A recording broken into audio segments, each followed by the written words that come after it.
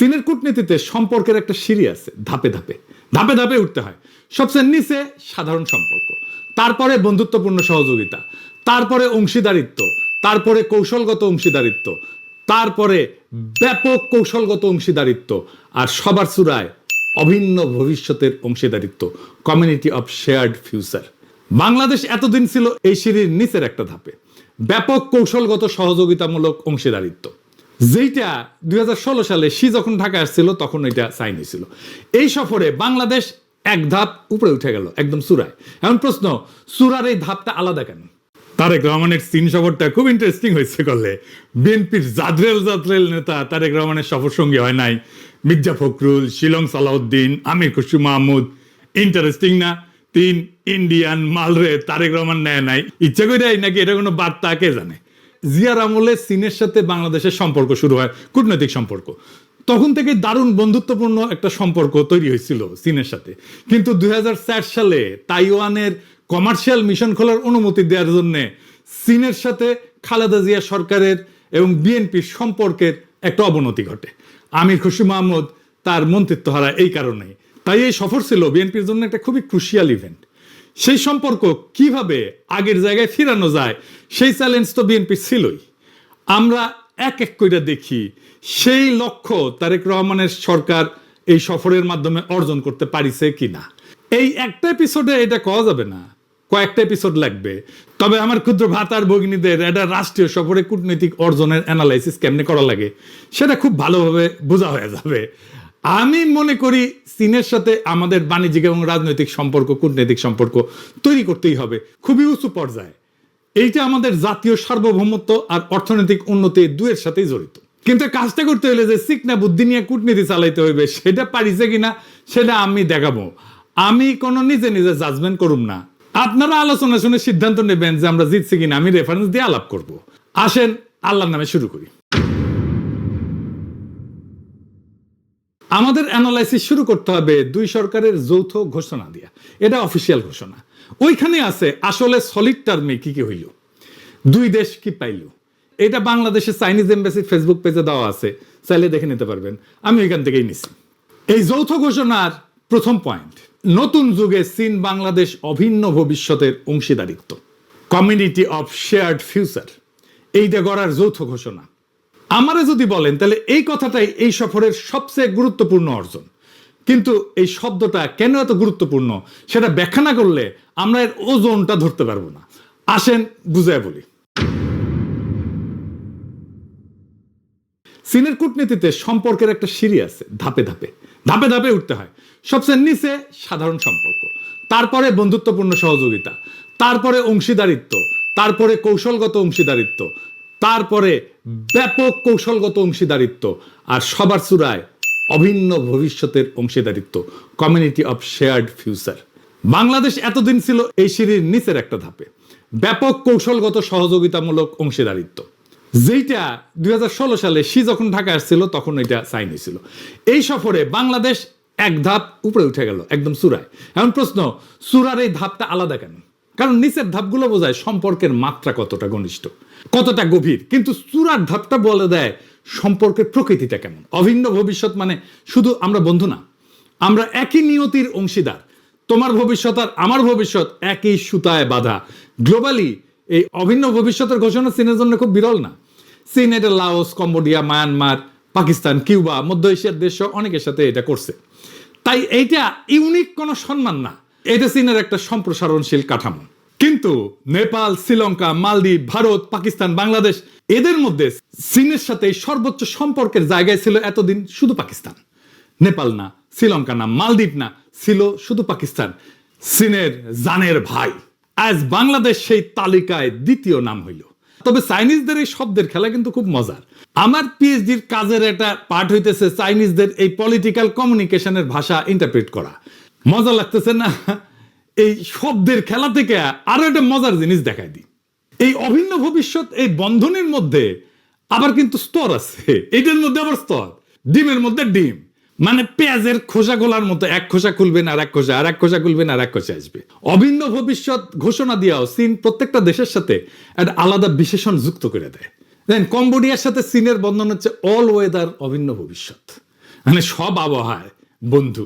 লাওসের সাথে high quality high level অভিন্ন ভবিষ্যৎ, আর পাকিস্তানের সাথে ক্লোজার ঘনিষ্ঠতর অভিন্ন ভবিষ্যৎ, আর বাংলাদেশের সাথে লেখা শুধু অভিন্ন ভবিষ্যৎ ইন দ্য নিউ এরা, নতুন যুগে। কোনো অল ওয়েদার না, কোনো ক্লোজার না, কোনো হাই কোয়ালিটি না, এটা বিশেষণহীন a community with a shared future for mankind in the new era. তো এই লেভেলে আছে কোন কোন দেশ? মিশর, Serbia, Solomon Island, Kenya. Bangladesh এখন এই দলে যুক্ত হইল। মামা আমি না ফার্স্ট হয়েছি, আমি সলোমন আইল্যান্ডের সমান জায়গায় গেছি। বাংলাদেশের সমপর্যায়ে মিশর, সার্বিয়া, সলোমন আইল্যান্ড, কেনিয়া। কেউই চীনের এক্সক্লুসিভ শিবিরে না। মিশর আমেরিকার সামরিক মিত্র, উপসাগরীয় অর্থে নির্ভরশীল, একই সাথে ব্রিক্সের সদস্য। সার্বিয়া ইউরোপিয়ান ইউনিয়নের প্রার্থী, ইউরোপের কেন্দ্রে। কেনিয়া পশ্চিমা উন্নয়ন সহযোগী, IMF এর সাথেও আছে, একই সাথে চীনের বড় ঋণ গ্রহীতা। সলোমন আইল্যান্ড ছোট একটা স্পেসিফিক দ্বীপরাষ্ট্র, অস্ট্রেলিয়ার নিরাপত্তা প্রভাব বলয়। তার মানে এই স্তরটা মতাদর্শিক কোনো ব্লক না। মিশর, সার্বিয়া, কেনিয়া কেউই চীনের শিবিরভুক্ত না, এরা সবাই মাল্টি অ্যালাইড। বাংলাদেশ এই অর্থে তাদের সাথী। তাইলে এই লেভেলে যাইয়া বাংলাদেশের লাভ কি? এক নম্বর লাভ একটা প্রকাশ্য পরিচয় ঘোষণা। চীনের সংজ্ঞা অনুযায়ী এই স্তরে ঢোকার মানে হইলো আপনি চীনের community of shared future for ম্যানকাইন্ডের দর্শনকে স্বীকৃতি দিলেন। এখন আমার ক্ষুদ্র ভ্রাতা আর ভগিনীরা কবে, দাদা এই কমিউনিটি অফ শেয়ার্ড ফিউচার এটার মানে কি? এটা খায় না মাথার দেয়? আক্ষরিক অনুবাদ হইতেছে মানব জাতির অভিন্ন নিয়তির সম্প্রদায়। নামটা শি জিনপিং আনুষ্ঠানিকভাবে চালু করে 2012 থেকে 2013 সাল, আর 2017-তে এটা চীনের সংবিধানে কমিউনিস্ট পার্টির গঠনতন্ত্রে ঢুকে যায়। তার মানে এটা নিছক স্লোগান না, এটা চীনের আনুষ্ঠানিক রাষ্ট্রীয় মতাদর্শ। শি জিনপিং চিন্তাধারার কেন্দ্রীয় এটা স্তম্ভ। দর্শনটা কি? মূল দাবিটা হইতেছে পৃথিবীর সব দেশের নিয়তি পরস্পর সংযুক্ত, তাই একটা অভিন্ন ভবিষ্যৎ থাকতে হবে যেখানে সবার নিরাপত্তা, সবার উন্নয়ন, সবার সমৃদ্ধি ভাগ করা হবে।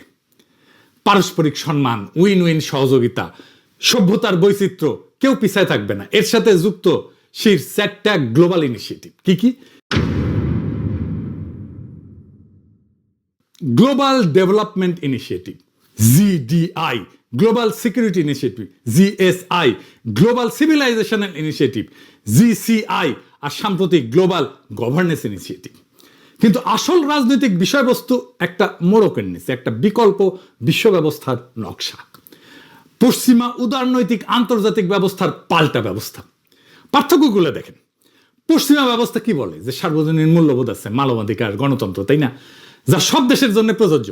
চীনের শেয়ার্ড ফিউচার বলে প্রত্যেকটা সভ্যতার নিজস্ব পথ আছে, কেউ কারো মূল্যবোধ চাপাবে না।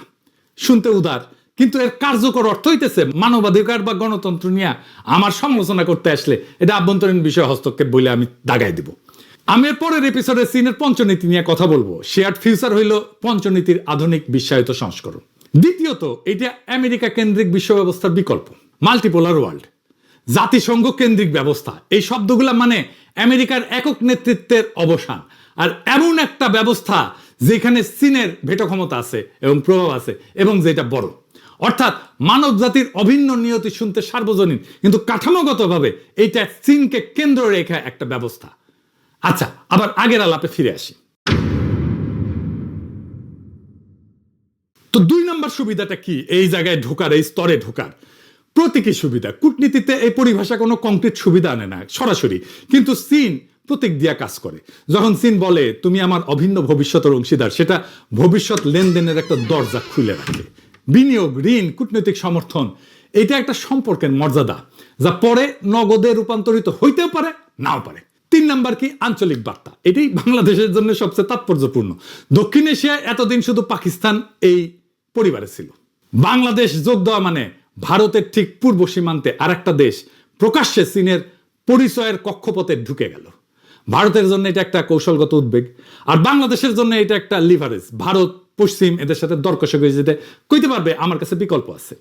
এইটা একটা দেখানোর কার্ড থাকলো হাতে। এই পয়েন্টে আমেরিকার প্রতিক্রিয়া কি হইতে পারে সেটা নিয়ে পরের এপিসোডে আমি আলাপ করব। তবে পুরোটাই নির্ভর করবে বাংলাদেশের কূটনৈতিক মুনশিয়ানার উপরে। ভিয়েতনাম আমেরিকার সাথে ঘনিষ্ঠ নিরাপত্তা সম্পর্ক রাখে, আবার একই সাথে বিপুল চীনা বিনিয়োগ টানে, কারণ দুইটাই তার সামলানোর সক্ষমতা আছে। আমাদের আছে কিনা সেটা আমরা দেখব। এইবার আসেন 2 নাম্বার পয়েন্টে। 2 নম্বর পয়েন্টে লেখা আছে দ্বিতীয় বিশ্বযুদ্ধের ফলাফল রক্ষা, ফ্যাসিবাদী এবং সামরিকবাদী পুনরুত্থানের বিরোধিতা। এটার মানে কি? এটার মানে খুঁজে বের করতে হবে। মানে না বুঝলে হবে না, শুনে এটা মানে না বুঝলে এটা ভিতরে না ঢুকলে হবে না। এইটা আসলে চীনের জাপান বিরোধী অবস্থানের ক্ষেত্রে আমাদের সম্মতি নিয়ে নিল। কেমনে? এই শব্দগুলো নিরীহ শোনায়, কিন্তু নিরীহ না। একটু খুলে বলি, কারণ এটা না বুঝলে আপনি বুঝবেন না বাংলাদেশ এখানে কি সই করলো। সামরিকবাদী পুনরুত্থানের বিরোধিতা মানে এই শব্দটা চীনের কূটনীতিতে একটা কোড।